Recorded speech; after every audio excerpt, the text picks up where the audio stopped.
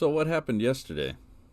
Well, it was chaos. There was a reaction the likes we haven't seen since 2010 with the Tea Party, and more recently the protests of the summer. The media has always sprung into action quick with unified lines of thought, condemnation, and an exacerbation of the situation. Never mind that Trump himself called for the situation to end. Twitter went out of its way to delete that tweet for what I can only guess is throwing his people a bone. There was anger yesterday in the Capitol, and there's more coming. In my opinion, that what happened on November 3rd is going to lead to a lot of reaction. There's enough to talk about there that raises my eyebrow, and perhaps you'll investigate it yourself. I'm not saying there was fraud. I'm not saying there's widespread fraud. I'm saying there's enough to be angry about to talk about it. And I will. The general apathy of the public towards that line of thought, and more importantly, what I see and feel to be is the biggest problem in this country right now is the media. The country is more divided than ever right now. And while our politicians hold no small part in that blame, I place even more so on the media and to a lesser extent popular culture, of which I've been a frequent commentator. The masses who take in the news without question are also part of this problem. Quote from Doug Ernst yesterday: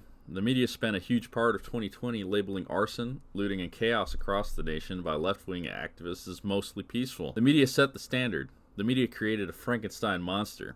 You don't get to feign surprise at the monster's mutations." I couldn't agree more with him. Calling back to some of the headlines of the summer, one that particularly stands out is this: mostly peaceful protests after police shooting. CNN's Chris Cuomo is quoted during the summer saying, "Please show me where it says protesters are supposed to be polite and peaceful." Kamala Harris tweeted out, "If you're able to, chip in now to the Minnesota Freedom Fund to help post bail for those protesting on the ground in Minnesota." The damage done during that particular riot was around $500 million, affecting 1,500 different property locations, 150 of those catching fire. There seems to be a sentiment to contrast one day of rioting to the George Floyd riots. The media circus, the hyper-attention on politicization of the event, seems to set up the media to cast these events in a right or wrong paradigm. Why these events are being contrasted, other than setting up the media as the arbiter of judgment on that, is worth consideration. The left caused a significant amount of destruction for the riots, and it played no small part in the larger political stage of this country. It's all anyone could talk about during the summer. The incoming condemnation of the events on January 6th seeming to be a communal thought among the media and left-wing pundits. Bernice King, daughter of Martin Luther King, tweets, "What many are saying is true. If this were Black Lives Matter storming the Capitol, tanks would have been in the city by now." The response tells the story of our nation's racist history and present. How can we stop it from being the future? Andy No points out in his retweet, BLM and Antifa tried to break into a federal building in Portland for months in 2020 using explosives, power tools, rope, etc. The tanks never came in, and the national response was that it was wrong for federal officers to even protect the building. Dinesh D'Souza tweets, "When Antifa and BLM organized protests vastly more violent and destructive than anything we saw today, Joe Biden and Kamala Harris helped to raise bail money for them. This is a necessary context in which to understand their selective moral indignation over today's events." Ocasio-Cortez tweeted plainly, "Resign." I still encourage her to quit politics. Looking at a tweet from her just back in December 2nd, the whole point is to make people uncomfortable.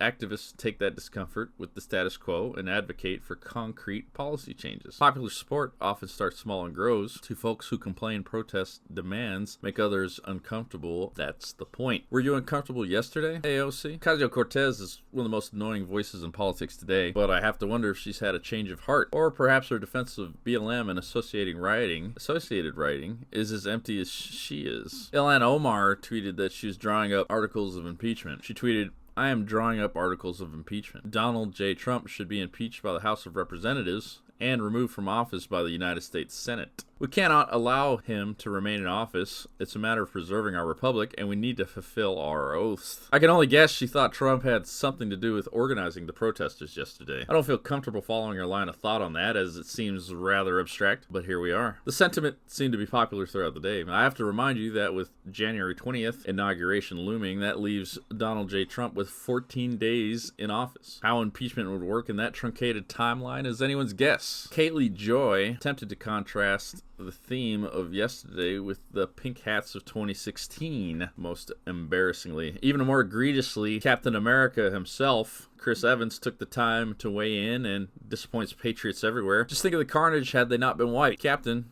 Her name was Ashley Babbitt. 4 tours overseas and a 14-year veteran of the United States Air Force. Rest in peace, Ashley Babbitt. The facts surrounding what happened to her yesterday are still coming out, and I'll be updating on that. From the anger and madness yesterday, there's only one thing clear. There are two standards in this country. The media has an agenda, and big tech is pushing for the silencing of those of us on the right. I won't be silent.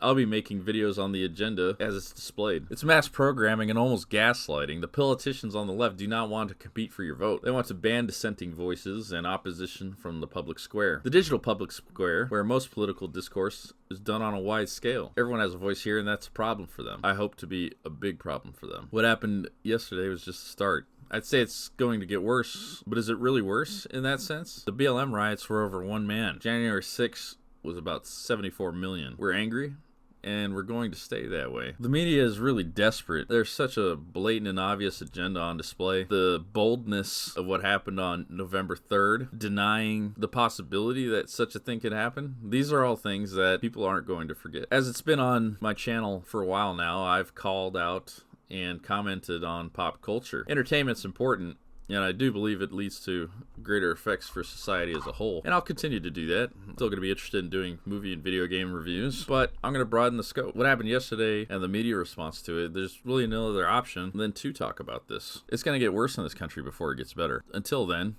stay angry. Pay attention what the media is talking about. Pay attention to these obvious attempts to portray these things in a different light. And don't let them get away with it. Call them out at every chance you get. The bias, the nonsense, the stupid tweets. Don't stand by and let them get away with lying as much as they have.